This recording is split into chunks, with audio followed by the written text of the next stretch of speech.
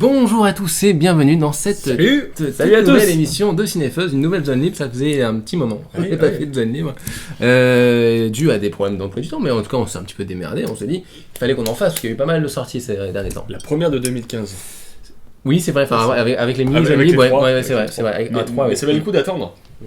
Ah oui, parce qu'on a pas mal de films qui sont sortis, des films assez différents, donc on espère que ça va vous plaire. Alors, du coup, on en fait rarement, mais c'est des compacts, oui, vous c'est allez voir. Oui. Alors, déjà, ça va, vous allez bien? Est-ce que vous avez des choses à dire à la caméra? Ça va. Tout va bien. Ça va bien, ouais. Tout va bien, très bien. Alors je sais pas quoi dire d'autre. Si, on peut peut-être un petit hommage à Spock. Oui, voilà, on va pas faire, parce que bon, c'était un peu la nouvelle récente qu'on a tournée. C'est vraiment une sale période pour les fans de Star Trek. Je parle pas parce que Justin Lin va réaliser le troisième, mais c'est plutôt... Presque.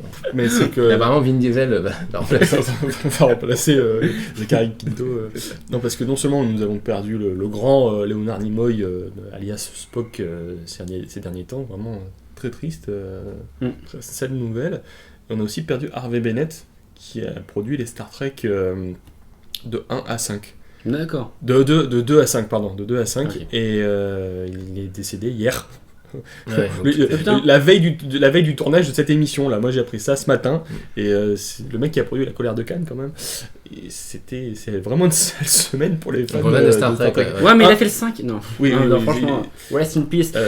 Aussi, on est de tout cœur avec Harrison Ford. Oui. Mais apparemment ça va mieux. Ça va mieux. Ouais, mais... Pour les fans de Star Trek, c'est triste, mais par contre pour les fans de Star Wars, tout va bien, elle a la chance. C'est la force. Oui, c'est ça. Comme la force, ça change tout, quoi. Ouais, c'est vrai. Comme quoi Harrison Ford a de la chance. Mais effectivement, on espère que ça va aller, et que ça va toujours aller bien, et qu'il aura encore d'autres occasions de se cracher comme ça. Et mon petit Romain, un petit programme. Oui, alors au programme, on va parler de Birdman, de Chappie, de Kingsman et d'American Sniper. Donc on va faire vraiment critique ciné cette fois-ci, mais comme il y a pas mal de choses à dire, etc., on s'est dit que c'était pas mal de rester assez fixe, avec des coups de cœur à la fin, évidemment. Donc, passons à Birdman, déjà. Donc Birdman, c'est... Comment le présenter? C'est le nouveau film de González Iñárritu. Alejandro González Iñárritu. On va dire, tout le monde en a entendu parler, puisque c'est un peu le grand gagnant des Oscars cette année. 4 Oscars, meilleur chef-op, meilleur film, meilleur réalisateur. Je crois qu'on peut parler d'une vague Birdman là, qui relâche. Le seul qui l'a pas eu, c'est Buster Keaton. Ouais, Buster Keaton. Non, parce qu'il ne joue pas dans le film et qu'il est mort depuis. Non, c'est Jane Keaton. Oui, c'est Jane Keaton. Donc Birdman, c'était un peu. Donc qu'est-ce que ça raconte, Birdman? Tu vas nous dire ce que ça raconte. Donc nous suivons Regan Thompson, qui est une ancienne gloire du cinéma américain des années 90, qui était connue pour jouer donc le rôle de Birdman, qui était une franchise de super-héros ultra connue.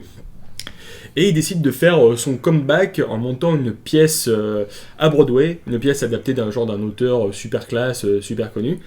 Et donc il va réunir tout son casting pour monter sa pièce, et ça va être le foutoir intégral, parce qu'il va devoir à la fois gérer ses acteurs, et certains sont ingérables, il va devoir gérer l'opinion publique et la presse qui se retourne contre lui, parce qu'il dit c'est quoi ce Charlot qui a fait des films de super-héros, qui décide d'adapter qui décide d'adapter cette pièce. Et en plus il y a sa fille qui traverse aussi une période existentielle, parce qu'elle sort de cure de désintox, il y a son ex qui revient, donc c'est un personnage qui a un carrefour de son existence, qui va tout devoir gérer. Il va se gérer lui-même aussi. Voilà, il doit se gérer lui-même. Oui, parce qu'en même temps, il y a une sorte de schizophrénie. On sait pas, il se parle à lui-même, quelqu'un lui parle. Il a une sorte de. C'est son alter ego, super-héros qui revient le hanter, quoi.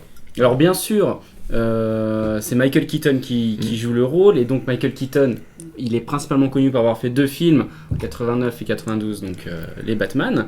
Et d'ailleurs, dans le film, il dit « Mais c'était en 92, Birdman !» Voilà, paf, tac, on est là-dedans, c'est vraiment aussi un film sur Michael Keaton. Oui, et le film Le Défi était sorti en 92. Et le film prend aussi place sur l'idée qu'on est dans maintenant un monde hollywoodien qui est gouverné par les super-héros. Il y a une scène très drôle où il parle un peu de tous les acteurs qui sont tous pris parce que ils doivent tous jouer dans une franchise de super-héros. Alors ça par contre c'est gonflé, parce qu'il ne parle jamais de franchise fictive. Il dit fait chier Robert Downey Jr. en Iron Man. C'est que les acteurs. Qu'est-ce qu'on fait? On prend Michael Fassbender, ah bah non il fait X-Men et tout, donc du coup il vit dans le même monde que nous. Je crois qu'il dit tiens on a qu'à prendre lui, ouais mais non il fait cet acteur, on lui a aussi mis une cape à lui aussi. Non, mais dans le sens où c'est assez original, parce que c'est une des premières fois où on commence à parler d'un univers hollywoodien, d'acteurs, univers cinématographique américain, avec vraiment une sorte de, une présence des super-héros comme quelque chose qui est acquis, qui existe maintenant et qu'il faut faire avec, quoi. Oui, puis c'est aussi un film qui te parle tout ce que tout le monde dit maintenant, c'est qu'il y a que des super-héros. Le spectateur ne veut plus autre chose parce qu'il est mais gavé de toutes ces capes en question. Formaté aussi. Et il joue vachement là-dessus en fait dans le film.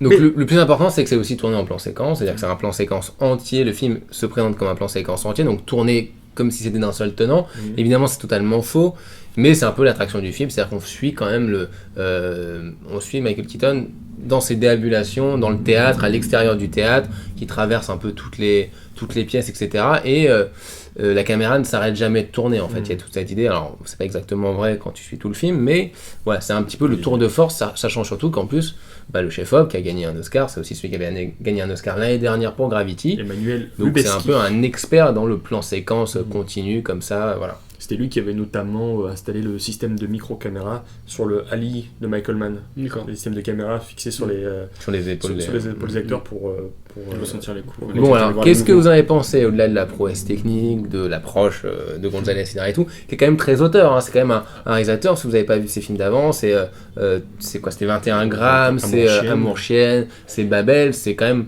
c'est pas des... Beautiful, ouais, c'est des films qui, quand même, très aimés par la critique, qui sont très auteurs, très sur les performances d'acteurs, des moments très dramatiques. C'est du cinéma élitiste. Alors justement, vas-y Fabien, dis-moi un peu le... Alors Birdman, donc moi ce qui m'a beaucoup plu dans ce film, c'est que c'est finalement un film sur la création. Comment tu évolues quand tu es finalement un acteur ? Est-ce que tu es connu pour ta célébrité ou est-ce que tu es connu pour vouloir faire une œuvre significative ? Et c'est ça l'interrogation de ce personnage principal, c'est qu'il ne veut plus finalement être connu comme un personnage public, mais être connu comme un créateur finalement, quelqu'un qui fait de la création. Et il y a une très belle scène justement dans le film où il se heurte avec une critique, où il lui dit non mais moi je suis acteur, je suis moi-même, en gros ma création, je me mets en scène pour mes créations. Je donne mon âme, voilà, et toi tu critiques en donnant des étiquettes. C'est ça, sauf qu'il se heurte à cette personnalité qui fait un peu la pluie et le beau temps à Broadway. Il y a aussi cette opposition justement entre Hollywood versus Broadway, genre entre l'art scénique qui est l'art du vrai et Hollywood qui est l'art des paillettes, entre guillemets l'art des paillettes, l'art du ça se moque un peu de tout le monde. Alors je sais qu'il y a des gens qui disaient oui, ça catégorie, ça se moque des super-héros, etc. Je pense vraiment que faut être un peu plus large là-dessus. Je pense que c'est un film qui se moque de tout, y compris de l'avalanche de films de super-héros, du côté Star System, que le côté bobo élitiste qu'il peut avoir à Broadway, dans les pièces de théâtre, avec le côté acteur, à la façon acteur studio, d'incarner Edward Norton, qui devient absolument caricatural. Ah oui. Voilà, donc en fait, c'est un film qui joue sur des clichés. C'est pas un film réaliste, ce que je veux dire, c'est que c'est un film où chacun incarne une sorte de... Mais tout le monde en prend pour son garde. Effectivement, Norton, c'est un peu l'acteur méthode d'acteur, qui genre, il faut vivre le truc, chez lui, il faut jouer avec un vrai flingue, il faut vraiment se bourrer la gueule avant de jouer le rôle d'un mec torché. Donc, tous les personnages incarnent effectivement un archétype de type d'acteur. Naomi Watts qui joue la meuf un peu névrosée, elle sait pas ce qu'elle veut, donc ça c'est très intéressant. Ce que j'aime bien aussi, c'est que le film ne te donne pas forcément toutes les clés. C'est un peu à toi de percevoir ce que tu veux dans l'histoire, notamment Michael Keaton qui visiblement a des pouvoirs. On ne sait pas si c'est vrai ou si c'est faux, d'ailleurs la fin est assez ouverte là-dessus. J'aime bien le fait justement que le film ne réponde pas à toutes les questions, que toi tu peux prendre ce que tu veux dans le film selon ton vécu et selon ta sensibilité. Par exemple, à un moment donné, on parle des réseaux sociaux, on te dit aujourd'hui finalement la célébrité c'est être connu sur les réseaux sociaux, c'est ce que dit le personnage d'Emma Stone finalement. Tu es connu, tu es comptabilisé si tu as une vie sur les réseaux sociaux. Alors, or ce mec-là, Regan Thompson, n'est pas du tout présent sur les réseaux sociaux parce qu'il est déjà un peu... c'est un vieux de la vieille. Et même ça, je trouve que c'est subtil. Dans le film, tu dis, ok, est-ce que Iñárritu se moque des réseaux sociaux en disant, voilà, aujourd'hui, t'es connu si tu fais rien, ou alors est-ce que faut buzzer, quoi. Ou alors faut buzzer. Et tu dis, le film est assez subtil là-dessus. Je pense pas qu'il se moque je pense qu'il se moque vraiment de personne, Iñárritu. Je crois qu'il pose juste un regard, mais super incisif. Oui, c'est la comédie humaine. Hein. Et ouais, mais je crois qu'il blâme personne. Non. Voilà, on est tous là et la vie va tellement vite que maintenant on a chacun notre rythme pour l'appréhender en fait. Et tout ça dans une sorte un moment donné d'une pièce. On va dire la préparation d'une pièce, et c'est incroyable de voir comment Iñárritu il arrive à tout s'axer. Tu vois, la mise en scène est magnifique, mais elle est faite pour être un peu oubliée, tu vois. C'est pas la caméra à Enter the Void. Oui. Moi je trouve que c'est l'inverse, c'est une mise en scène qui est super mise en avant dans le procédé artistique. Et ben moi je trouve pas, parce que c'est l'intérêt juste. Alors oui, nous on le voit très bien, le caméra qui bouge, etc. Tu dis, putain, la transition elle était ouf, mais la mise en scène est quand même donnée pour l'acteur. C'est vraiment, on laisse l'acteur jouer comme s'il était au théâtre, et je pense que ça fait très longtemps que j'ai pas vu un film qui me donnait une prouesse d'acteur aussi belle, aussi direct, sensible, direct. Voilà, c'est un cinéma direct. Je pense que, alors moi c'est un peu la même, dans le sens où je pense que ce que dit le film est pas spécialement nouveau, enfin en tout cas en termes, tu vois, je veux dire, on a compris l'idée de le choix entre sa famille et l'ego du comédien. Bon bah, n'importe quelle biographie sur un comédien te fait ça. Par contre, le traitement, la forme est étonnante, surtout venant de Inarritu, qui est un mec. Ces films d'avant, c'est de la cam-épaule super coupée, c'est des films, c'est du film choral avec tu vois, différents personnages, énormément de gros plans, de recherche de l'improvisation, etc. Donc du coup, le mec, il l'a dit d'ailleurs lui-même, il s'est mis en danger parce que là, la forme, qui est donc un plan séquence entier, demande une sorte de précision dans le jeu des acteurs, dans les mouvements des comédiens, qui fait que tu ne peux pas on est au cinéma, c'est même quand tu es en caméra épaule, c'est tout le temps extrêmement précis. Lui n'était pas spécialement précis. Lui cherchait le test de vérité, il prenait une cam, il provoquait, il cherchait, il coupait, il remontait, il réécrivait pendant le film. Il a toujours été plutôt c'est l'inverse même de ce qu'il fait d'habitude. En général, il est toujours dans la non, bien sûr. Ce que tu retrouves, c'est l'idée de suivre le personnage. Ça, il adorait faire ça déjà avant, c'est-à-dire avoir un mec qui filmait à l'épaule, de dos, tu vois, qui déambulait. Ça, il l'a déjà fait. Et tu sais que pour moi, c'est un film choral, mais plus dans l'idée du huis clos et en plan séquence, c'est tout. Hein. Mais ce qui est bien, est-ce que tu passes d'un personnage à l'autre, c'est un microcosme, quoi. Tout se passe dans cet immeuble, en fait. Oui, mais tout semble être fait plus ou moins avec lui dans la tête du mec, enfin dans son point de vue. L'idée, c'est quand même que tout soit une sorte de tout soit vu sous son effet un peu. On se détache tous. Non. Oui, on se détache souvent de lui. On se détache très souvent de lui. On est beaucoup avec Emma Stone. Non, mais d'accord, on se détache très souvent de lui, mais on sait pas si le fait qu'on se détache de lui. Et ça veut pas dire qu'on est quand même pas avec lui. C'est dans sa perception. Fabien, dans sa personnalité, dans sa perception. Ce que dit Fabien, et ce que montre un peu la fin, on va pas spoiler, il y a quelque chose, on sait pas si c'est vrai ou pas, etc. Et je pense du coup ça justifie le plan séquence. En plus, ce qui est génial dans le plan séquence, et ce qui donne l'intérêt à ce faux plan séquence, c'est que il est faux aussi parce que le film fait des ellipses, c'est-à-dire passe du jour à la nuit. Alors parfois c'est très visible comme des immeubles qui vont changer, mais parfois on passe d'un dialogue et puis la caméra va passer ailleurs et on se retrouve dans la répétition qui a lieu le jour d'après. Et du coup tu es totalement désorienté parce que du coup tu vois bien, c'est comme si tu étais dans la tête de quelqu'un et dans les souvenirs de quelqu'un et que les choses passaient de l'une à l'autre. Et du coup, il arrive à te faire ça en étant dans un plan séquence. Alors que normalement, un plan séquence, ça s'est déjà fait des films en plan séquence entier, des vrais films. Mais c'était. Alors la corde était faux, mais par exemple même des films en vrai. Mais par exemple, il y a quand même une unité de lieu et une unité de temps surtout. C'est-à-dire que l'idée, c'est que tout se passe au même moment, en temps réel. Même Gravity. Et lui, il arrive, même Gravity, il arrive à dépasser cette idée du temps réel et de dire non, je vais faire un plan séquence qui justement change, où le temps est pas important, parce que c'est un plan séquence presque psychologique sur l'inconscient du mec. Du coup, ça rend c'est ça qui rend le passionnant et le traitement intéressant par rapport à ce qu'il avait fait avant aussi. Mais de toute façon, ça n'est qu'un film sur le temps, de toute manière. C'est un film sur combien de temps tu as fondamentalement.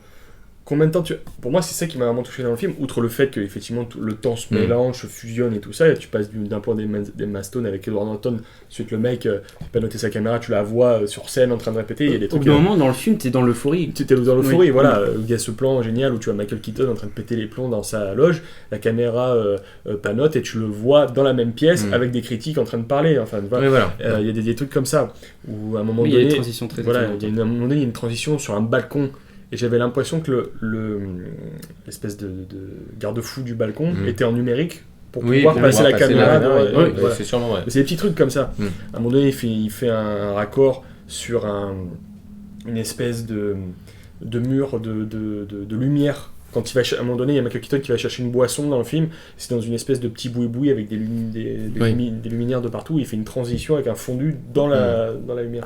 Je crois qu'il y a à peu près toutes les transitions que tu peux faire. Je pense, les transitions invisibles, tu sais, genre les panneaux filés ou dans le noir quand il part dans le bar. Il y a juste peut-être une demi-seconde de noir, tac tac, c'est là, et le mouvement est super fluide, et pourtant on sait que c'est là qu'il a coupé. Bon alors qu'est-ce qu'on peut dire du coup pour donner envie du coup sur Birdman Allez-y. Allez-y. Non mais Allez-y, ça vous donnera envie. Oui, ça vous sentirez pousser des ailes.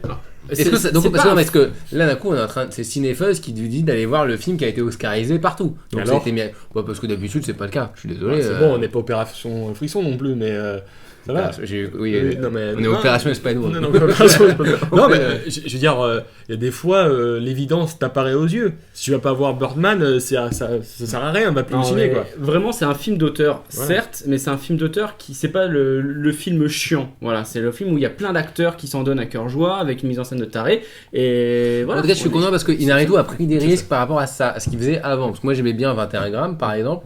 Mais à partir de Babel, il commençait à m'emmerder. Tu le trouvais un peu pédant? Ouais. Et là, du coup, je me dis que c'est cool, il s'est remis en question. Ouais. Et ça, c'est quand même fort pour un réal qui a été salué dans toutes les critiques et qui pourrait continuer sur sa lancée comme plein de pecnos. Oui, c'est un réalisateur qui fait un gros virage. Aux Oscars, ça c'est intéressant. Est-ce que c'est risqué vraiment, sachant le casting de taré qu'il a? Oui, non, c'est risqué parce que quand tu abandonnes toute ta façon de procéder pour partir sur un plan séquence. Il y a beaucoup de réalisateurs qui font ça. Pour une fois, ma forme va. Non, oui, mais pas des réalisateurs qui sont plus auteurs et qui sont plus dans la cam épaule portée tout le temps. Tu vois, je veux dire. Tu vois, c'est comme si Paul Greengrass, à un moment, il disait je vais faire un plan fixe pendant 30 minutes. Tu vois. Ouais, mais tu sais, le risque, il est déjà dès le départ dans la tête d'affiche. Oui. On est en 2015, le mec qui te fait un film avec Michael Keaton en tête d'affiche. On n'a pas vu de ça depuis au moins 18 ans, un film avec Michael Keaton en tête d'affiche. C'est pas Robocop qui allait relancer la carrière de Michael Keaton, on est d'accord? Pas bon pensée. Ben voilà. Oh putain, c'est vrai. C'est ça. Hein. Bon, allez, on va passer à autre chose. Justement, t'as parlé de Robocop, robot, Chappie. Oh, le roi de la transition. Bah oui, le roi de la transition. Joli. Donc, on va parler de Chappie. Donc, Chappie, c'est le nouveau film de Neil Blomkamp. Tu peux pas dire les noms comme il faut, c'est Neil Blomkamp. Bon, arrête de rajouter des O, il y en a pas. Neil Blomkamp. Ils sont tous des noms chelous. C'est un gars qui a fait Chappie. C'est un Sud-Africain. Donc, le réalisateur de District 9 et de Elysium. Elysium. Ou Elysium. Le révisionnisme des titres. Moi, à cause de Senseiya, Elysium, pendant longtemps, je disais Elysion. Mais non, c'est Elysium. Et donc voilà, donc un réalisateur qui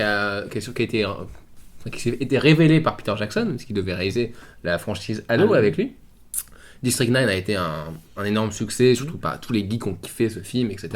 Peut-être pas revenir dessus et sur pourquoi il est intéressant. Oui, il y a encore des débris du paquebot échoué d'Halo avec Elysium, c'est ça. Et à la base, c'est quand même un mec qui s'y connaît en effets spéciaux, etc., qui a fait des courts-métrages. Et son tout premier court-métrage, c'est justement Chappie, qui était l'histoire d'un robot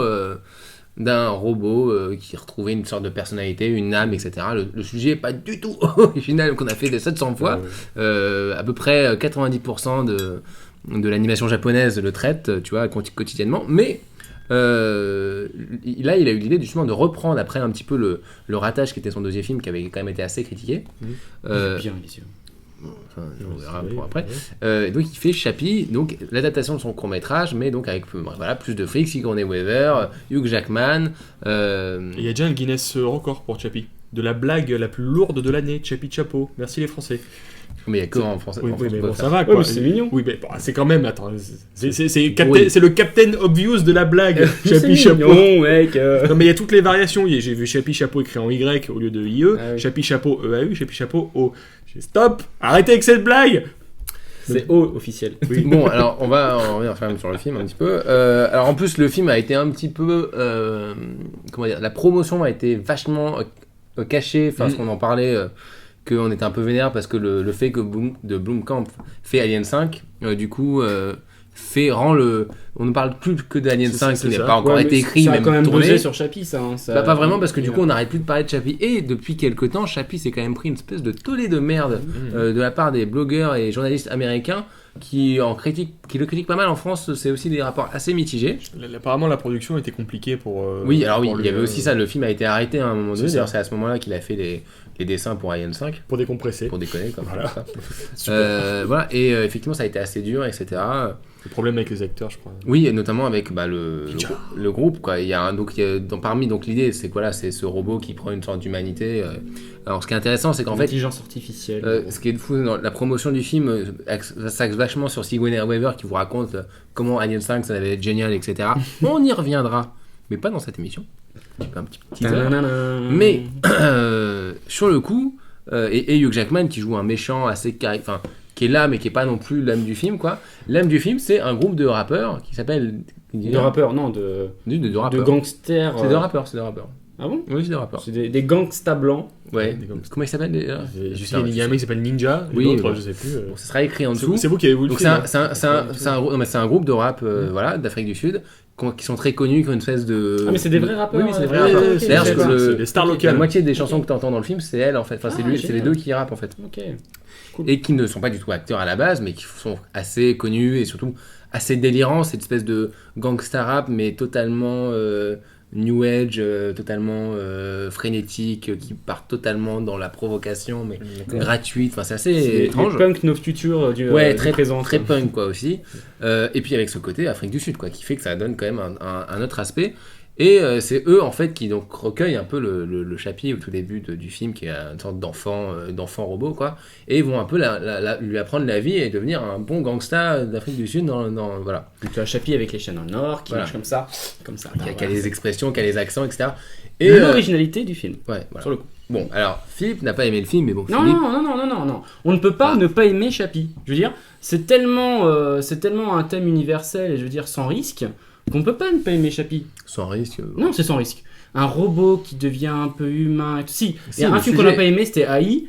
Bien qu'il y avait quand même un final assez bluffant, mais parce que le film était maladroit. Mais sinon, tu vois, iRobot, même si c'est pas un film transcendant, il passe plutôt bien. Voilà, tous ces thèmes-là, D'accord, ils mais passent alors moi facilement. justement, je trouve que ce film explose iRobot, mais de tous les côtés. Ouais, C'est-à-dire c'est en pas termes, dur, hein. en termes d'effets spéciaux, Oui, mais attends, de prise de t'as- risque, de t'as 10 ans travail, de tout ça. d'écart, Oui, il n'y a pas que 10 ans d'écart, il y a aussi un vrai scénar, et Will Smith n'est pas dedans. Et surtout, ouais, c'est ce que j'allais dire. Et puis il y a les Will Smith avant. Voilà, Et puis c'est aussi c'est parce pas que dedans, c'est incorporé dans le Blancpampverse, Oui, on va dire, voilà, dans oui. dans l'Afrique du Sud pourrave. Oui, exactement. Alors, oui, ça alors, marche on bien. retrouve l'univers C'est de District 9 et ce qui est étonnant d'ailleurs, parce que les gens lui reprochent.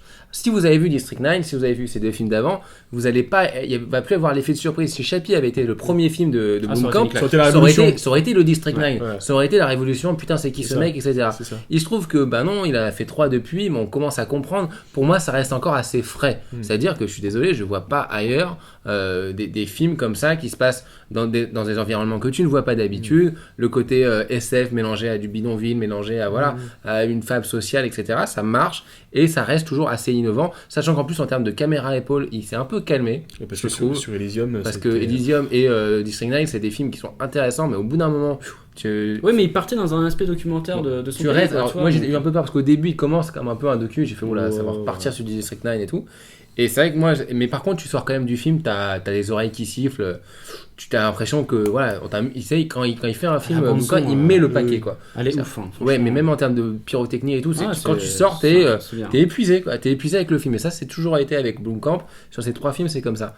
Oui, t'as Mais- pas de frustration sur le packaging. Après, hein, tu- Non, même c'est en termes de rythme et de comment il t'aborde le rythme. C'est-à-dire quand, mais ça j'aime plutôt bien. Par exemple, quand il y a un robot qui arrive, un grand robot imposant, tout ça, t'as un plan fixe, le robot qui arrive, qui prend toute l'image et un gros bruit autour, quoi. Tu sais, un gros bruit avec la musique. J'adore ça. Moi j'aime. Bien, Ça a un c'est impact. intéressant. Et c'est tout le temps comme ça. Alors c'est intéressant parce que évidemment vous allez avoir le truc très cliché, très connu de il va apprendre à devenir humain, à comprendre c'est quoi la mortalité, etc. Ouais, c'est une fable en même temps. C'est une femme très connue que tu as déjà vu 500 fois. De toute façon, c'était un court-métrage à la base, c'est assez évident. Mais ce qui est intéressant, c'est effectivement le fait qu'il se transforme un peu en gangsta et qu'il est Ah, c'est élevé intéressant. par 2 rappeurs. Bah si, moi Ça serait sympa pour c'est- un court métrage, mais Non, là non, c'était lourd. pour l'originalité et tout, moi je trouve que ça marche bien. J'étais assez touché. Ça marche Le bien seul au truc, début. c'était l'incarnation de merde. Alors je vais jamais pouvoir te dire le nom. Charlton Copley. Voilà, qui jouait évidemment dans District 9, c'est un peu l'acteur fétiche, qui n'est pas un acteur d'ailleurs à la base de Blomkamp. Un producteur. Et là, ça m'a un peu gêné parce qu'au début, je le trouve très touchant, tu vois, Chappie. Puis au fur et à mesure qu'il commence à parler, on se rend compte que c'est lui. Bah oui, C'est Woodley, quoi. il a cette voix unique. Et du Woodley coup, bah, j'ai essayé. Copley. J'ai dit où j'ai Woodley. dit Je comprends que Shailene Woodley. L'actrice J'ai dit de Woodley. J'ai Divergence. dit Woodley, mais bon, bref. Woodley. Mais bref, Michael- ce Michael mec, Bublé. non, mais attends, ils ont tous des noms aussi. Putain, ils peuvent pas s'appeler Richard comme tout le monde. Hein? Nom de Dieu! On est en France. C'est quoi C'est soit Charlton pour les mecs, soit Charlize pour les femmes. D'accord, ok. Charlize Theron. Mais non, mais voilà, et donc, et moi ça m'a un peu gêné parce que je sais bien que ce mec a plus de 40 piges, je n'ai pas, tu vois, je pense que même le film aurait gagné alors que ce soit quelqu'un d'autre qui incarne le personnage. C'est pas très grave, malgré tout, le personnage est quand même très touchant, et c'est assez marrant de le voir prendre des attributs parce que ce qui est génial aussi, c'est qu'il apprend à devenir, il est éduqué, mais en 15 jours en fait, parce que il apprend plus vite que les humains. Donc d'un coup, vous avez un peu plus ou moins quasiment une sorte de vie accélérée. Ouais, un peu accélérée où il y a une prise de conscience de vie. Et c'est non, moi c'est un film que je trouve très fun, qui est assez original, et j'ai pris mon pied là-dessus. Et la fin, que toi t'aimes pas du tout. Moi, je trouve que justement, je pense. J'aime pas du tout. Mais arrête de dire que j'aime pas mais du si tout. t'aimes rien. Mais c'est juste que le film est clean. Et clean, tu ressors, t'as eu de l'émotion, t'as eu de l'action, c'est sympa. Mais en gros, ce que t'as pas sur 90% de la production en ce moment. Non, quand on parle d'SF. Alors oui, je suis d'accord, c'est vrai. Ok. Sauf que ce thème.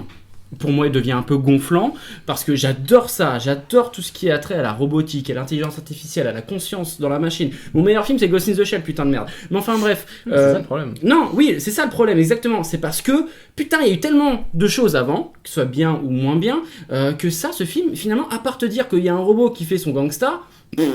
Il y a rien d'autre. Il y a rien d'autre. Il y a Robocop avant, mec. Quand tu vois Chappie qui se tape contre un grand robot comme dans Robocop. Je suis d'accord. Alors ça c'est la Merde. Non, putain, on a beaucoup mieux à faire. Pourquoi tu te fais chier à faire? C'est magnifique, c'est super beau, mais t'as thune ailleurs. Fais un truc original. Je suis désolé, j'aime beaucoup ce film. Rap, hein. Non, j'aime beaucoup ce film. Il donne beaucoup d'émotions, mais il m'a rien amené. Je pense que la version live de Ghost in the Shell ta gueule va nous faire relativiser. Ça va te faire relativiser. Oui, non mais en fait il lui manquait un petit chien. Il aurait fallu qu'un petit chien avec un petit tout. Et puis à un moment les mecs parlent pas pendant 10 minutes, ils font. Non. Et c'est ça qu'ils voulaient. Là vous êtes dans de la private joke. Non, parce que mon brochure les attend Ghost in the Shell. On peut pas attaquer Blomkamp sur le manque d'originalité. Il amorce un nouveau truc. C'est pas comme si dire je vais faire non, un jeu adapté. T'as pas vu le film. Mais je vais aller le voir. Il y a Robocop avant et tout le film tu te dis mais ok c'est sympa mais il y a Robocop avant. Oui, je suis ok c'est cool mais il y a Robocop avant. Non d'accord. La seule fois Robocop n'a rien à voir. La seule fois où j'ai pensé à Robocop, c'est à Robocop 2 pour la scène de pour le design du combat avec le robot. Et là j'étais un peu chiant. Monsieur il dit c'est cool parce que c'est en Afrique du Sud, c'est intéressant de voir cet univers là. Oui enfin dans Robocop t'as quand même Détroit, c'est sensiblement pareil. Détroit c'est pas ça du tout. C'est le concept. C'est très marrant vous parlez de Verhoeven parce qu'il y avait une espèce de débat en ce moment. Tu as excuse-moi Fabien, t'as l'équipe Ultra Techos contre les loupards du ghetto. Enfin non, c'est vraiment ça. Mais sauf que là t'étais dans les années 80 à Détroit et là t'es en Afrique du Sud avec. Alors ce qui est bien c'est que ça parle d'un truc actuel. En termes de réel, ce qui est génial c'est qu'au fur et à mesure il lui donne un appareil de gangsta. Il y a rien. Mais mais si la symbolique elle est. Mais il y a rien de nouveau, c'est toujours touchant. Mais arrête de dire des trucs nouveaux, tu m'emmerdes. Je t'emmerde pas, mais c'est vrai. Hein? Ah, bon, c'est alors, j'ai vu, c'est marrant, tu parles de ça parce qu'il y a cette espèce de débat en ce moment de fans qui disent que, en gros, Blomkamp serait le nouveau Verhoeven. Alors, rien à voir. Rien à voir. Un peu de gore dans le film. Non, il y a un gore. Non, et puis même. Non, mais qui du coup lui enlève le PG-13, je pense. C'est ça qui est très bizarre. Il est R le film. Oui, mais juste à cause d'une scène, je pense. Blomkamp ne fera que de la SF. Ce sera un mec qui ne fera que de la SF. Je pense qu'il peut que s'améliorer. Mais oui, mais surtout, il faut un truc. C'est qu'ensuite, il sorte un petit peu de sa zone de confort. Le problème, c'est qu'il est encore dans sa zone de confort de l'Afrique du Sud. Non, au contraire, je pense qu'il le fait un petit peu dans la souffrance, ces films, et c'est ce qui fait que ces films, ils se tiennent bien. Le jour où il sera dans des grosses machines hollywoodiennes de taré, je pense qu'il sera... le confort lui sera nocif pour lui. Et si tu sais, il bosse déjà pour Sony, donc c'est pas évident d'avoir du confort quand tu bosses avec un gros studio. Je pense qu'il vit encore beaucoup du buzz de District 9 pour pouvoir imposer son blog comme verse, mais après... avec Alien, ça va changer tout. Enfin, il n'accepte pas Alien 5 parce qu'il sent bien que... Parce que Chappie, ça a été effectivement très dur à tourner. Il y a eu un très mauvais buzz autour de ce film pendant un moment, et je trouve que c'est pas mérité dans le sens où on a quand même un film qui est plutôt moins original, qui est pas une franchise, qui est assez touchant. Le film reste sympa. Le film a quand même énormément de qualité. Là, en ce moment, entre ça et Hackers, ou Hacker plutôt, qui de Michael Mann, qui aussi s'est fait défoncer la gueule. On a l'impression qu'on peut plus faire de franchise nouvelle, on peut plus installer des films qui ne sont pas adaptés d'autres choses. De toute manière, les mecs, après, on n'attend rien d'autre qu'Avengers 2. Mais c'est le coup de gueule que tu voulais faire. Et des films surtout pour adultes. Oui, en plus. Que Hacker, c'est un techno-thriller pour adultes aussi. Après, on l'a pas vu, mais ce qui est un souci, c'est qu'on a l'impression qu'il n'y a plus les gens se plaignent que les gens n'ont plus d'idées, mais en même temps, tout le monde défonce tous les nouveaux films qui ont du matériel qui n'est pas adapté de franchise, etc. Et après, tout le monde n'arrête pas de parler d'Alien 5 comme si ça allait être le nouveau truc de ouf. C'est ça. Et tout le monde lui chie dessus parce qu'il a fait Chappie. Enfin, j'exagère, mais c'est vrai qu'il y a quand même beaucoup de critiques sur ce film. Et j'ai à dire, attendez les mecs, vous pouvez pas... après, n'allez pas dire que les gens n'ont plus d'idées et qu'on adapte que des franchises. Vu comment vous traitez de manière... Mais c'est d'une rigueur, c'est bon, c'est pas grave, c'est pas ça, c'est pas bien. Mais après, non, parce que peut-être qu'ils prennent le réal un petit peu de haut maintenant. Enfin, j'ai pas lu de critique du tout. Franchement, il aurait fait District 9 2. Le mec se ferait beaucoup moins incendier. Parce que là, les gens, ils savent que c'est la même. Parce que c'est la même chose que District 9. C'est juste que les gens, comment dire, les gens, ils veulent soit des franchises, et là, ils acceptent d'avoir un contenu qui est la même chose, en gros. Parce que je suis désolé. Enfin, tu vois, Gardien de la Galaxie, c'est Avengers dans l'espace, point. Tu vas pas me dire que c'est autre chose que ça. Et de toute manière, c'est vendu comme tel. Et d'ailleurs, c'est vendu comme tel. Et donc, du coup, et là, tout le monde veut qu'il fasse District 9, tout le monde veut qu'il fasse Alien 5. C'est une espèce d'envie toujours de trucs à suite que je comprends très bien. Parce qu'il y a besoin de trucs à suite. Moi aussi, j'aime bien les franchises, mais à un moment donné, c'est étonnant qu'on ne puisse plus sortir des nouveaux trucs. Je suis assez d'accord. Il faut essayer étonné. Quand même d'encenser un peu plus les œuvres originales. Mais quelle œuvre originale dans la SF récemment a été un gros impact, une originalité? On ne leur laisse plus avoir d'impact. Non, mais franchement, mais regarde, enfin, depuis District 9, District 9 c'était quand même et encore, District 9 c'était pas nouveau, il y avait Future Media avant, bien sûr. C'était pas nouveau. Mais rien n'est nouveau. Il y avait quoi? C'est le traitement. Voilà, le traitement, il y avait Cloverfield, des choses comme ça, les choses qui font que c'est le traitement qui était plutôt original. Mais il n'y a pas eu une sorte d'impact, une histoire qui fait que ça a tout percé, une truc d'anticipation de fou. Je suis désolé, Matrix, c'était il y a 15 ans. C'était il y a 15 ans. Et Matrix reste encore. Et Matrix était aussi encore inspiré d'autres trucs. Oui, mais ça reste jusqu'à présent la dernière étape. Des derniers trucs. Mais c'est surtout que la SF de ciné a toujours 30 ans de retard par rapport à la SF de littérature. Oui. Et franchement, tu lis les bouquins sur les robots. Mais ça a 70 ans de retard. Les bouquins sur les robots, il faut lire les bouquins qui ont été faits à 30 ans. Mais même aujourd'hui, la littérature... T'avais Metropolis qui était en avance. Voilà. La littérature de robots, même aujourd'hui, c'est une catastrophe. Tu lis le fameux Robopocalypse que Spielberg devait adapter. Ce bouquin, c'est juste de la merde. Ah ouais? C'est vraiment mauvais. Non, mais c'est vraiment pas bien, quoi. Alors justement, on va peut-être. Parce que oui, c'est les drones qui sont la mode. C'est plus les robots, c'est les drones. On va changer justement et on va. Attendons, Drone le film qui va sortir. Mais Chappie reste un bon divertissement quand même. Justement, on va parler un autre sous-genre qui explose un peu, qu'on a tellement utilisé qu'on ne sait pas si on peut refaire des choses. On va parler du film d'agent secret, et notamment du film d'agent secret britannique, qui est en soi un sous-genre déjà très spécifique. Un sous-genre dans le sous-genre. Ouais. Et donc évidemment, on va parler de Kingsman, le nouveau film de Matthew Vaughn. Et là, j'ai réussi parce que là, on est en Angleterre. Tout va bien. Voilà. Donc, on est en terre connue. Voilà. Et donc Matthew Vaughn, le réalisateur de Kick-Ass, de X-Men First Class. Qui donc refait une adaptation de Mark Millar, comme Kick-Ass, avec Kingsman, mais donc c'est un film hommage en gros au film d'espionnage anglais des années 60-70, des films totalement hauts en couleur. Donc là on parle évidemment du James Bond de Sean Connery, mais pas que, on parle aussi de tu peux même de mettre Harry Roger Palmer, Moore avec les grandes bases. de Chapeau melon et bottes de cuir, la série, faut bien préciser. Non, mais voilà, il y a cette idée de... il y avait Sean Connery aussi dans le film. C'est vrai, c'est vrai qu'il y a Sean Connery dans le film. Ouais. Rappelons-nous. La fin de sa carrière est... C'est des grosses mines de merde quand même. Mais bon, on parle pas de ça, on parle de Kingsman. Donc il a justement réussi à embrasser qui présente Kingsman Vas-y, je t'en prie. Alors donc Monsieur présentation. Kingsman, donc on a Colin Firth qui joue qui joue qui joue le rôle de Galahad, l'un des agents secrets de l'organisation Kingsman, donc qui est une organisation undercover qui agit mondialement pour sauver les gens et arrêter les terroristes. En gros, c'est le MI6. C'est le Colin Firth de Men in Black, tu vois, c'est Tommy ça. Lee Jones C'est qui va chercher. C'est un peu ça. son Et pote. donc il recrute un jeune mec qui est un petit wesh-wesh des rues, des quartiers défavorisés, qui est en fait le fils d'un autre agent qui est mort sur le terrain et qui avait sauvé Colin Firth, et il lui dit écoute, je vois que tu as du potentiel et tout. Tu vois cette montre, Voilà. je me la suis carrée C'est dans le ça. cul. Voilà. C'est exactement ça. Je dis, voilà, t'as du potentiel, je vais te former, tu sais te battre et tout.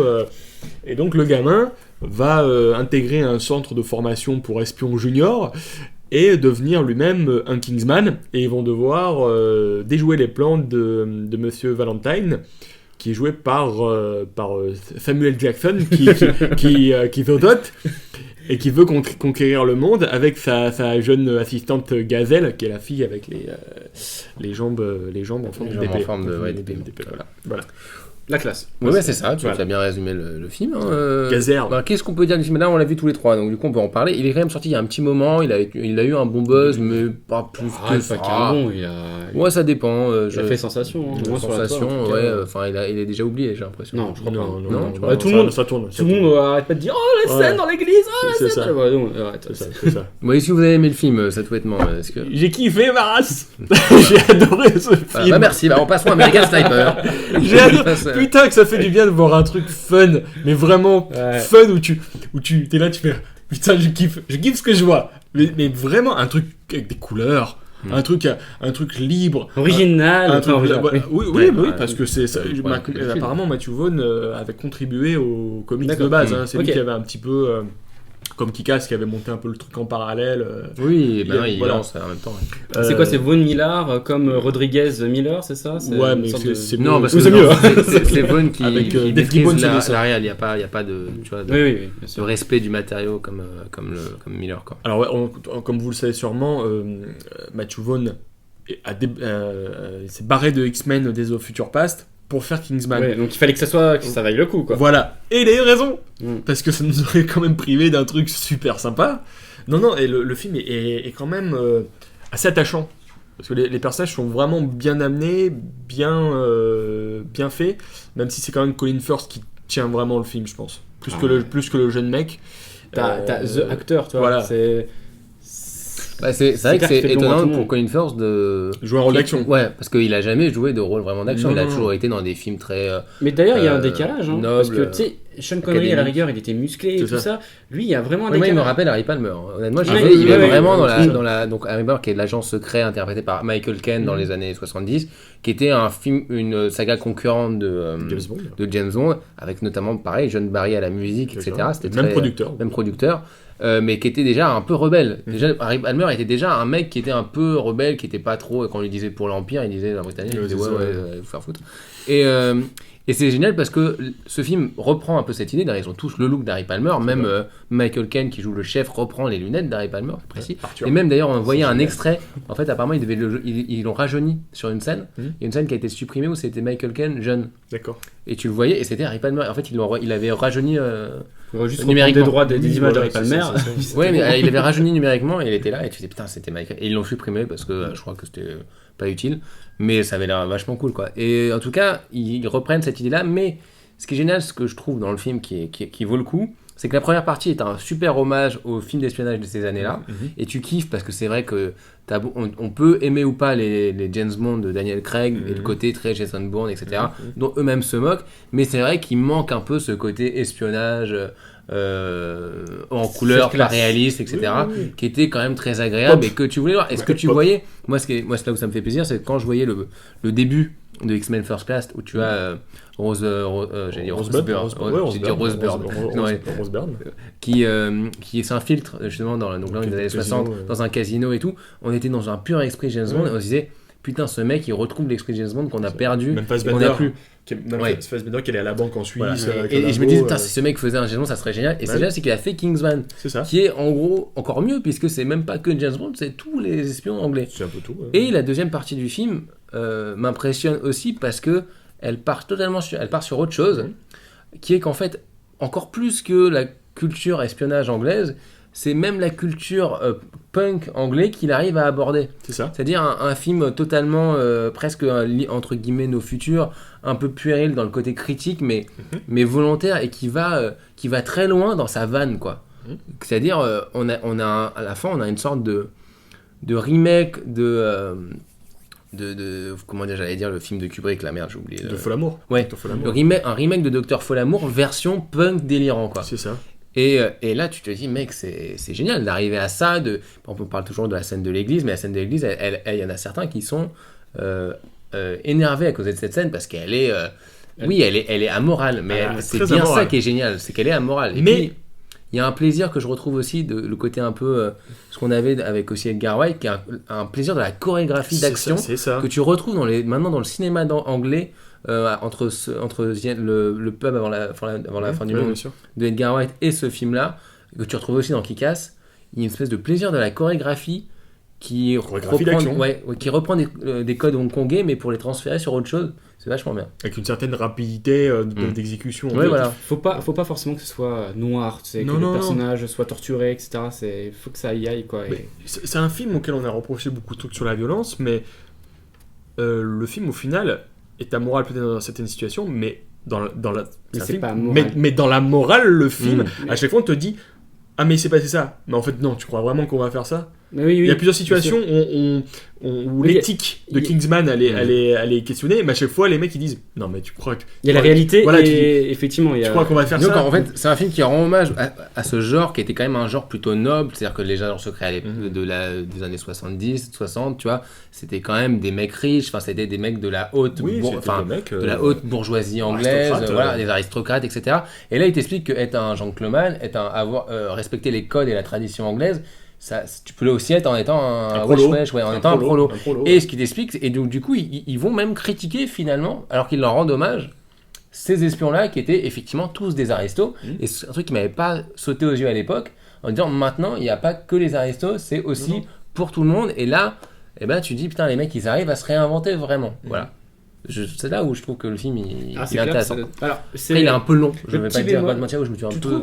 Je voulais qu'il me fasse je trouve qu'il y a un petit coup de. Le petit bémol, c'est justement dans cette deuxième partie, quand à l'avènement du nouveau du jeune donc jeune loup. Et le problème, c'est que c'est encore un jeune loup.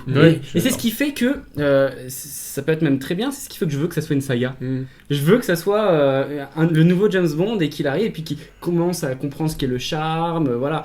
Et pour ça, à la fin avec les bouteilles de champagne, je trouve que ça marche pas bien, tu vois. J'aime bien le cliché, j'aime bien le clin d'œil, mais ça va pas avec le personnage, tu vois. Et sinon, moi, je veux revenir sur cette scène que vous dites amorale, que je trouve plutôt assez sensationnelle. Pas la scène en soi dans l'église, j'ai trouvé ça kiffant, mais c'était pas... Bon, c'est ni numérique à soi, etc. C'est juste un beaucoup numérique. Ah non, je te jure, ça a été chorégraphié, je peux le rejouer et tout. Non, mais les impacts de balles sont numériques, oui, voilà, tout ça le c'est sang, normal. Bien sûr, Par contre, tout le mouvement est quand même... Mais en fait, c'est pas ça qui m'a fait le plus kiffer, c'est plutôt sa symbolique via le méchant. Oui. Enfin, putain, on a un méchant. Oulala. Alors déjà, je suis pas un fan de Samuel Jackson depuis ces 10 dernières années, je trouve qu'il a rien fait de bien, depuis Star Wars d'ailleurs. Et enfin, je trouve qu'il arrive avec un rôle assez marrant.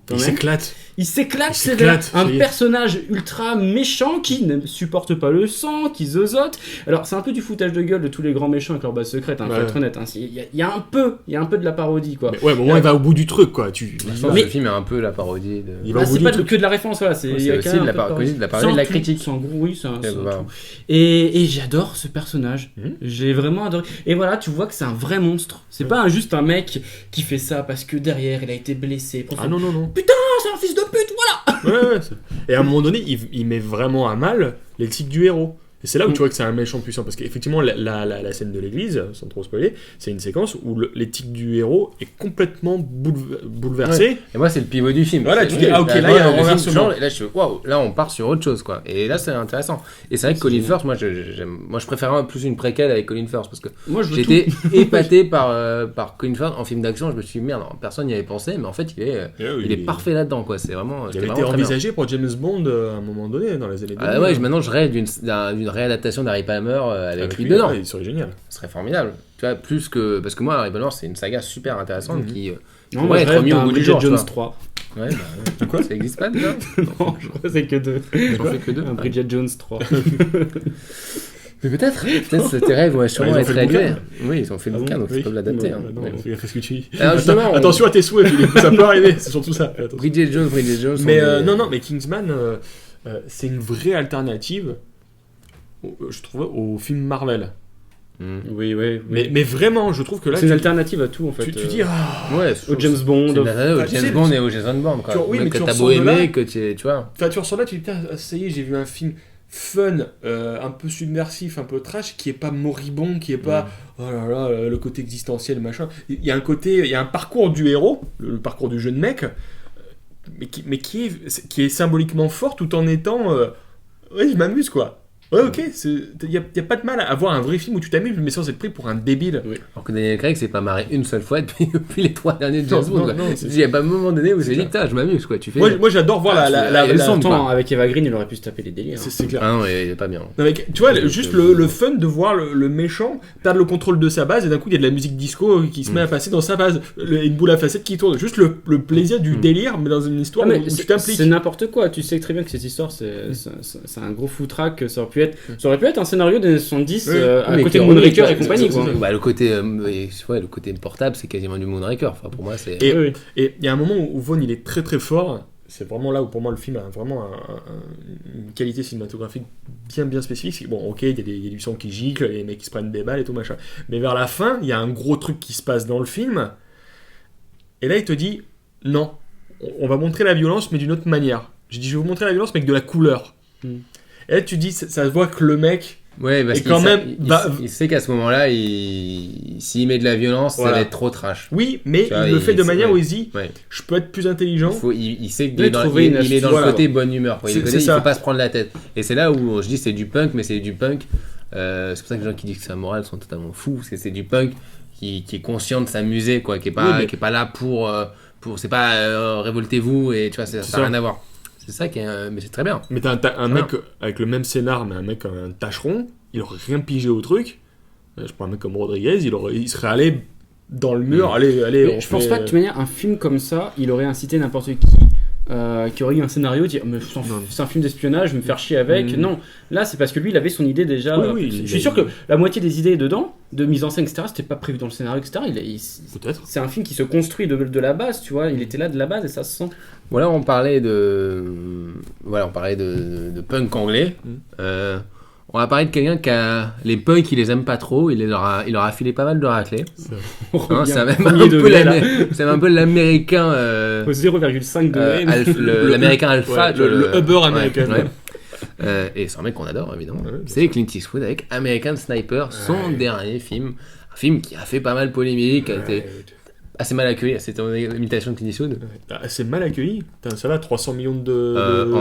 En France, assez mal accueilli par les journalistes qui sont quand même plutôt de gauche, qui lui ont reproché son côté un peu. Ah bah. Voilà. Alors moi je n'ai pas vu le film parce que étant dans la jeunesse communiste, non, je ne voulais pas le voir. Non, j'ai juste pas eu le temps. Mais je veux le voir. bien enfin, rouge. c'est vrai. Ouais. Avec le bandeau et tout. Mais lui c'est Che Guevara. Hein, vous savez. Il me fait pousser la barre et tout. c'est ça. D'ailleurs, c'est moi qui ai la barre en plus en ce moment. Mais juste après, on va au congrès communiste. La fête de l'humain. Ouais, fête de l'humain. Donc non, voilà, on parle pas du tout de politique, hein, on parle d'American Sniper et on va parler Mais de on va ses être un peu obligé qualités de cinématographiques. Oui, mais bon, ça c'est. Il est clair que Clint Eastwood est un réel de droite, mais c'est pas pour autant qu'il fait pas des films fabuleux qui en plus justement questionnent ce que c'est. Enfin, questionnent à des questions morales totalement fortes. Donc American Sniper, je vous laisse la parole. Voilà. Alors, Bon, je pense que l'histoire c'est facile, hein, c'est Oui. un sniper américain. C'est l'histoire vraie d'un sniper américain qui était le plus grand sniper de son temps, même de tous les temps, je crois. Hein. Chris Kyle. La classe, mais franchement, les Ah, prénoms américains, il a trop je un m'appelle nom de Chris Kyle, Chris Kyle, le mec. il peut faire un film d'action avec derrière des meufs à poil et des vaisseaux spatials qui se détruisent. Lui comme ça fait Chris Kyle. Il se bat. Chris Kyle. Non, franchement, ça fait Votez Chris Kyle.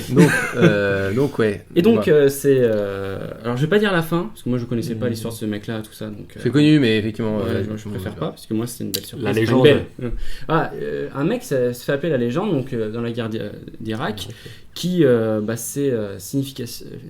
J'arrive pas à parler aujourd'hui. Hein. Ouais. C'est Donc, tu prends le relais. non comment dire bon, Laissons la place à Monsieur Présentation de. Donc, le film narre l'enrôlement de Chris Kyle dans l'armée américaine. Chris Kyle qui a un talent, c'est tirer sur des trucs vivants.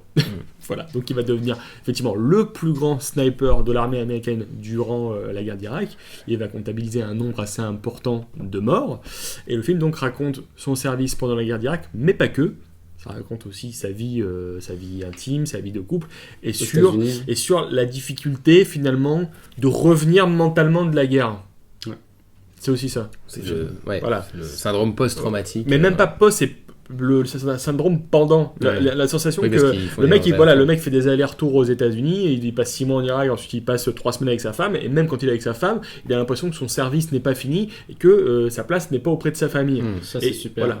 Et il y a un élément déclencheur dans le film, dans le dernier tiers, qui fait que le mec devient prêt à rentrer chez lui, mais psychologiquement en fait. Mais c'est comment s'en sortir. C'est ça. Parce que t'es un militaire, t'es entraîné pour ça. Toutes tes fonctions, toute ta formation est faite que pour aller sur le terrain. Alors quand tu arrives sur la vie avec les gens du commun, mais qu'est-ce que tu fous là, quoi ? C'est ça. Alors que t'as une femme, t'as des enfants, tout ça, t'es obligé d'être avec eux, mais en même temps, en tant qu'humain, enfin, quand tu es fait pour tuer, qu'est-ce que tu viens quand t'es père de famille ? Effectivement, voilà. Et alors c'est au-delà de tout ce qui est, tu sais, les traumas comme tu vois dans Apocalypse Now avec le ventilateur, etc. Parce que c'est vraiment c'est dans le présent. Donc tu vois par exemple le mec il est à une fête d'anniversaire, il regarde la télé. Et tu vois que c'est du point de vue, donc tu le regardes, tu le filmes de face, et tu vois qu'il regarde un truc où il y a plein d'explosions, de guerres, etc. Et la caméra bouge derrière lui après, et tu vois que la télé en fait elle est éteinte. Donc c'est intéressant de se dire, voilà, on est dans le délire d'un personnage qui est resté là-bas, et c'est balèze.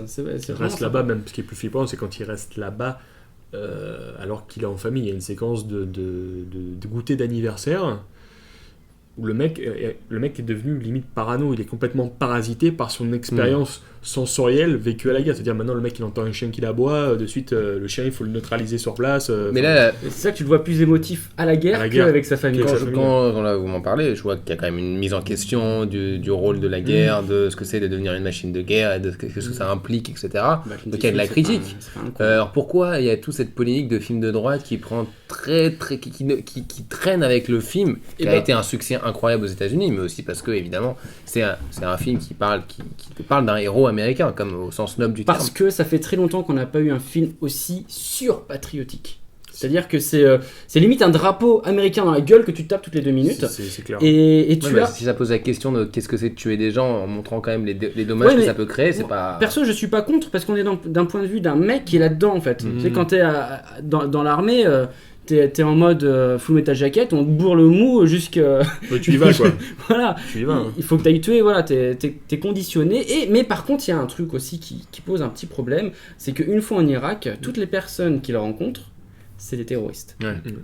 Et là, il y a un vrai malaise, c'est qu'il n'y a pas vraiment une sorte de distance. Mais est-ce qu'il y aurait... vous avez vu Fury ? Non, je n'ai pas vu Fury. Bon, alors, je peux pas trop parler. Mais bon, disons qu'il y a parfois il y a certaines fois où on fait des films de guerre et on sent qu'on te met en avant un ou deux personnages et c'est en gros les gentils allemands, quoi, ou c'est le gentil. Oui. C'est le mec qui va résumer qu'en fait non mais dans la guerre il y avait des gens bien. Mais d'accord, mais faut pas non plus que tu vois, tu sais que dans ces moments-là, la plupart des gens qui font la guerre, ils ont pas le temps de se dire qu'il va y avoir des gens cool, quoi. Mais c'est ça. Mais dans pas mal de films maintenant, on essaye d'amener, tu vois, et dans Fury, c'est ça. À un moment donné, ils sont là en train de dire, on va mettre un gentil. Parce que si on met pas de gentil, on pourra pas. Tu vois, gentil, sauf ouais. que le truc, c'est justement ça le problème, c'est que c'est pas juste un sniper, c'est un mec qui arrive à être une légende, qui arrive à avoir des dossiers sous le bras, c'est-à-dire qu'il va enquêter, etc. Et voilà. Donc tu te dis, voilà, il peut avoir. Il a peur de l'erreur quand même. Il a la peur de tirer sur la personne qui finalement ne voulait pas faire de mal. Sur un gamin, par exemple. Et donc ça, c'est super sensible, c'est super beau.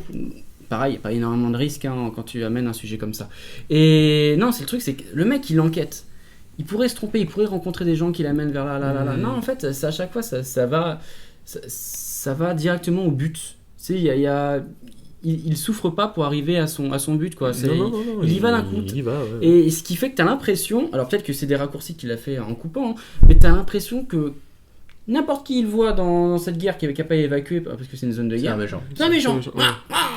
Donc c'est bizarre. Il y a même un personnage dans le film, sans spoiler, où tu penses qu'il va y avoir un moment d'humanité qui va surgir, et en fait non, on te dit non, mais en fait le mec, il bosse avec les terroristes. Donc, Donc, mais c'est pas un spoil de dire ça parce que c'est aussi, c'est peut-être un parti pris de Clint Eastwood de se dire, voilà, on se met dans la tête de ces mecs-là, ils sont assaillis par ces gens qui veulent les tuer, donc ils ne voient que.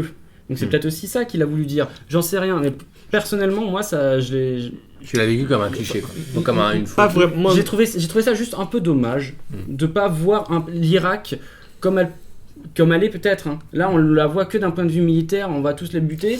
J'ai pas vu une Irak, je dirais pas pacifiste, hein, c'est une zone de guerre, mais des Irakiens qui sont, Qui sont dans pas forcément dans la contre les résignation. Américains, quoi, ouais. Voilà, C'est exactement. fondamentalement pas possible pour la simple raison où les mecs sont effectivement parachutés, enfin projetés dans des zones de guerre. Ouais, donc il y a plus personne. Tous hein. les civils Ils sont- doivent vivre sous le joug des terroristes. Ouais. Ou sinon, il y a une séquence assez dure avec le film où on voit un gamin se faire buter par un chef de guerre local, et ça montre que, ok, bah, si tu te soumets pas, Ah oui, bien sûr. tu te fais massacrer la gueule.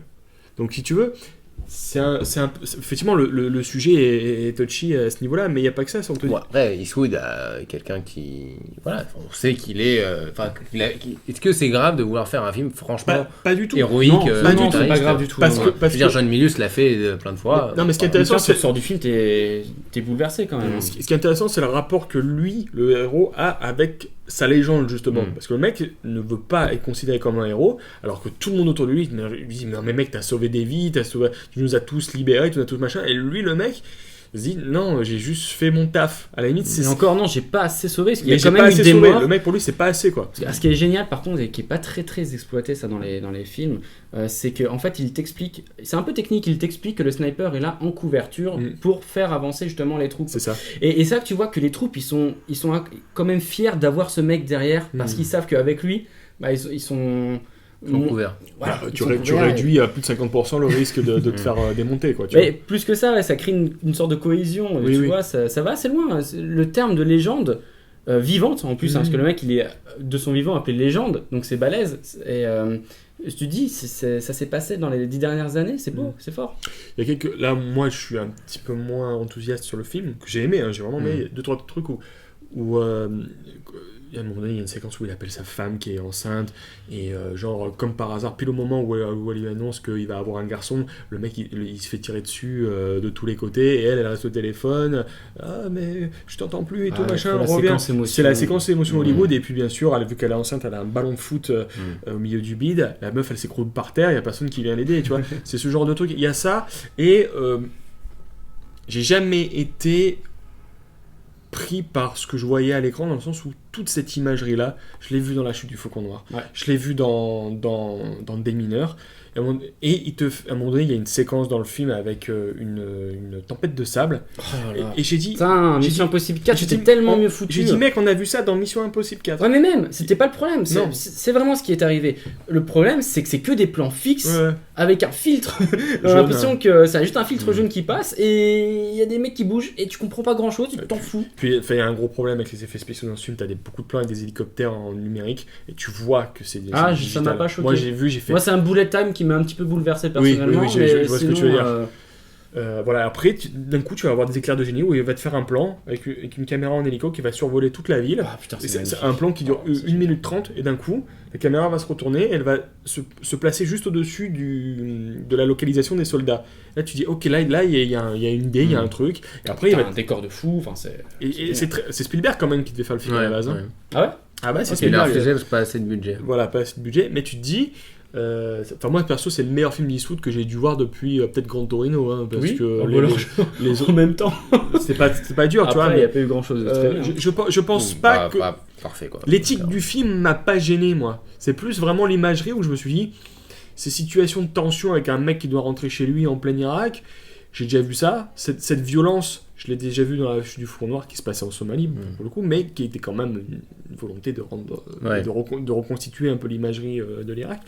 Et je me suis pas dit, je me suis dit, ok, mais j'ai rien fait de révolutionnaire. J'ai déjà vu peut-être une pierre à l'édifice pour les Américains, je sais pas, une manière de se réconcilier, de se reconstruire après l'image 11 septembre. En plus, ce qui est très drôle, c'est que le mec, pour lui, son déclencheur, c'est le 11 septembre hein, dans le film. Le mec qui lui dit, ok, il faut que je parte sur le front, c'est le 11 septembre.